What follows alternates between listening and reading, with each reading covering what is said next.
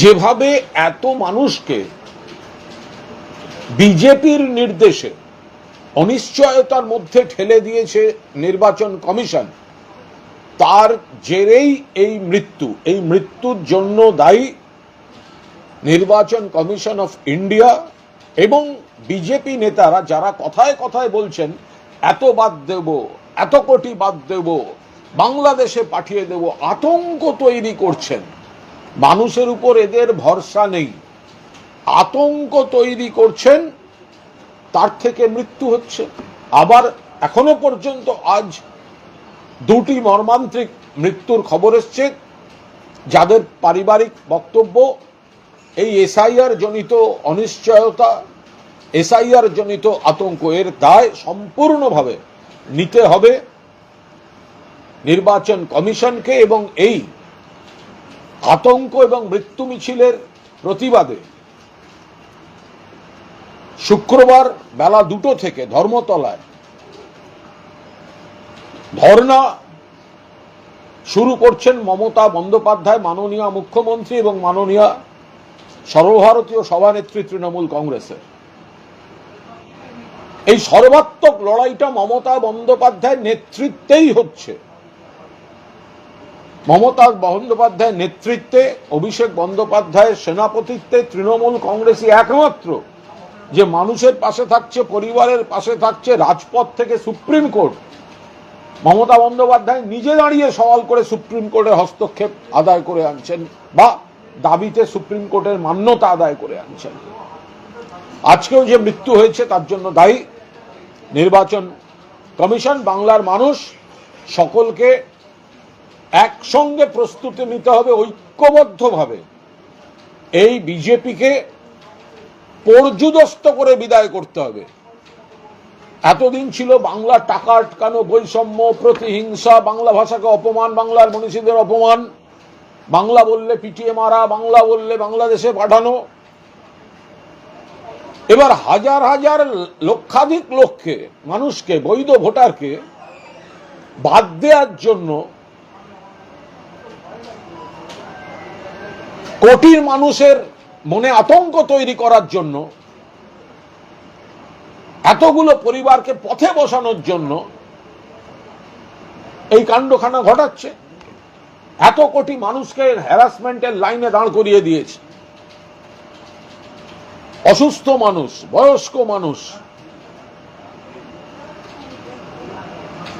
এই মৃত্যু, এর প্রত্যেকটার জবাব এবং কৈফিয়ত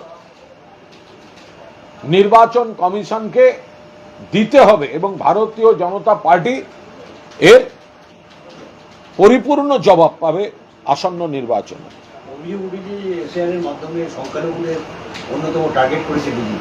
দেখুন, এই তথ্য পরিসংখ্যান বিশ্লেষণ করলে দেখা যায়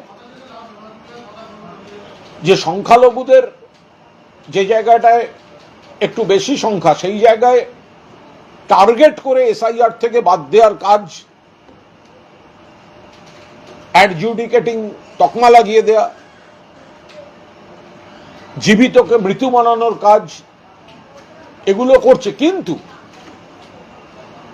এই সংখ্যালঘুদের ওপর আক্রোশ দেখাতে গিয়ে তারা তো হিন্দু সমাজেরও সর্বনাশ করেছে। মতুয়া তো হিন্দু, তাদেরকে অনিশ্চয়তায় ফেলে দেওয়া হলো কেন?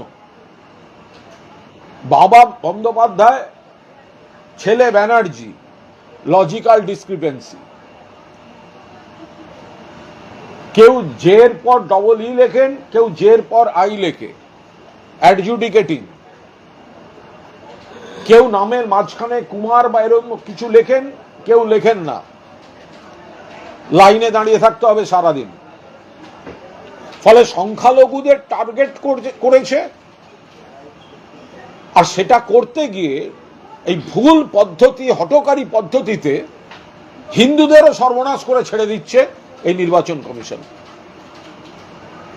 আজকে বামেদেরকে দেখতে পাওয়া গেছে যে তারা সিও অফিসের সামনে গেছে, কিন্তু সিও দেখা করেনি, তারা বাইরে অবস্থান বিক্ষোভ করছে।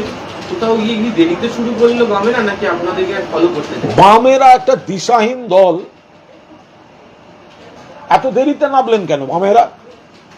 শুধু মিডিয়া আর সোশ্যাল মিডিয়ায় বিবৃতি দিলে হবে? কেন নামলেন দেরিতে? খুব মজা লাগছিল না